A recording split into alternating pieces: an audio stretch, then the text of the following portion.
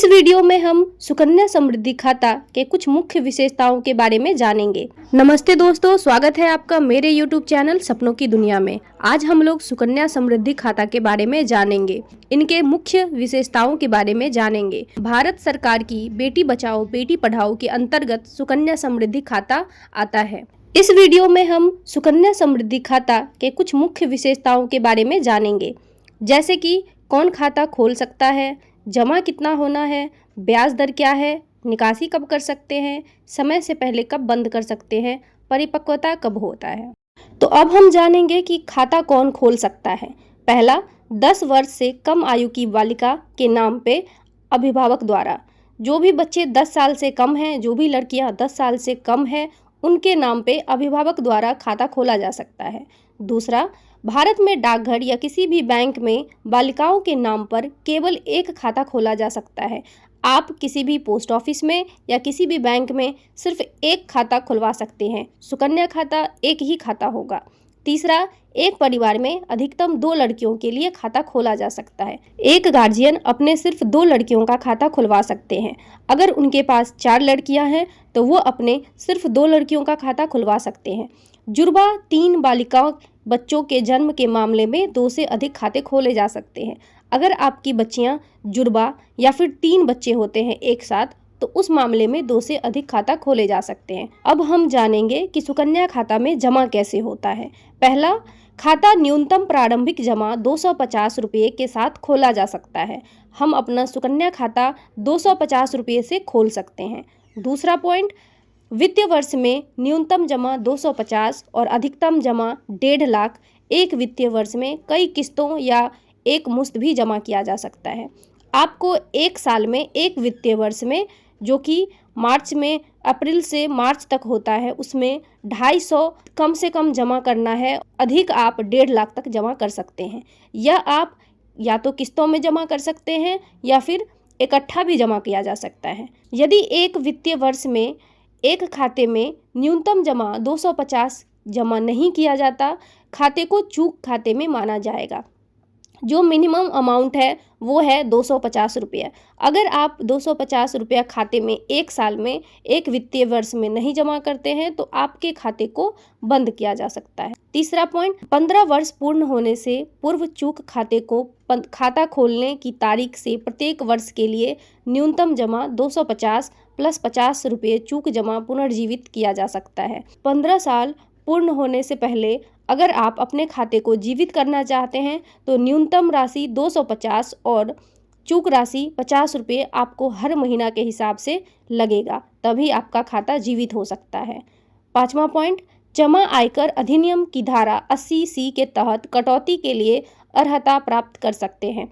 आपको पता है धारा 80C के तहत हमें इनकम टैक्स से हम बच सकते हैं। इस खाते में ये सुविधा प्राप्त होता है। अब हम आते हैं ब्याज दर पे।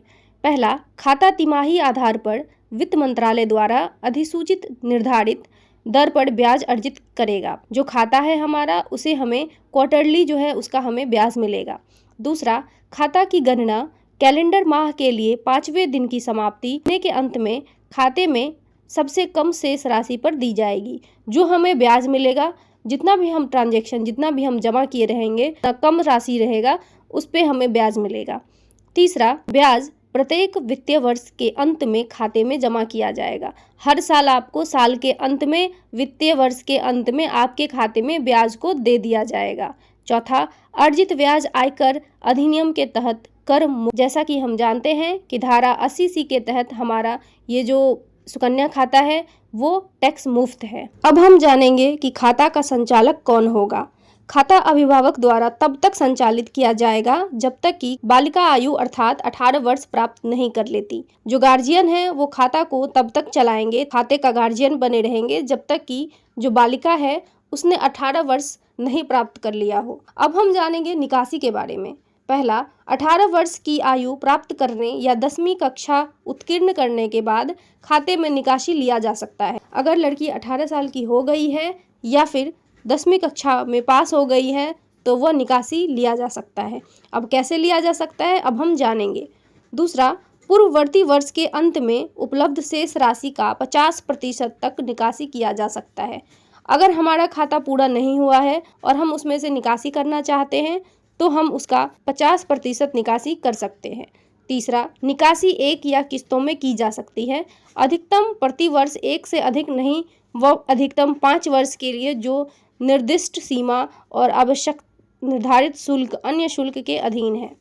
हम लोग जो निकासी है वो एक वर्ष में एक से ज़्यादा नहीं कर सकते हैं। अब हम समय से पहले बंद करने के नियम को जानेंगे। अगर हमें खाता समय से पहले बंद करना है तो इस नियम को पालन करना होगा। खाता निम्न शर्तों पर खाता खोलने के 5 साल बाद खाता समय से पहले बंद किया जा सकता है।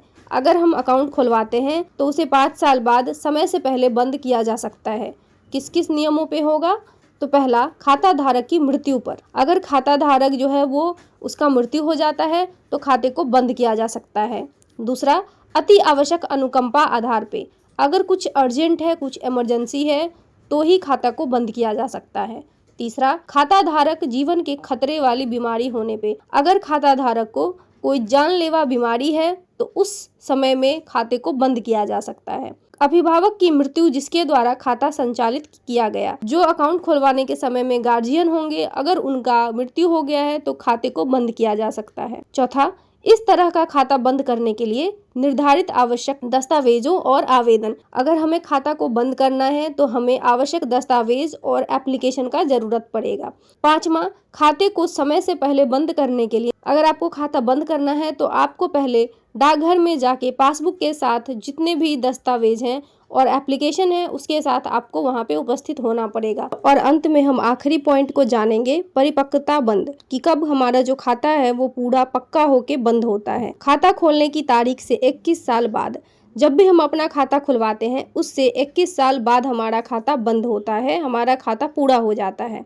दूसरा, या 18 वर्ष की आयु प्राप्त करने के बाद लड़की की शादी के समय, शादी की तारीख 1 महीने पहले या 3 महीने बाद। दूसरा, ये भी चांस है कि अगर लड़की 18 वर्ष की हो गई है और उसका शादी हो रहा है तो उस समय में हम खाते को बंद कर सकते हैं। शादी की तारीख से 1 महीने पहले या फिर 3 महीने बाद तक हम बंद करवा सकते हैं। तो उम्मीद करते हैं कि आपको सुकन्या समृद्धि खाते के बारे में सारा पॉइंट्स क्लियर हो चुका है। और अगर किसी और स्कीम्स के बारे में अगर आपको जानना है तो प्लीज़ हमें कमेंट करके बताएं, हम उस पर भी वीडियो ज़रूर बनाएंगे।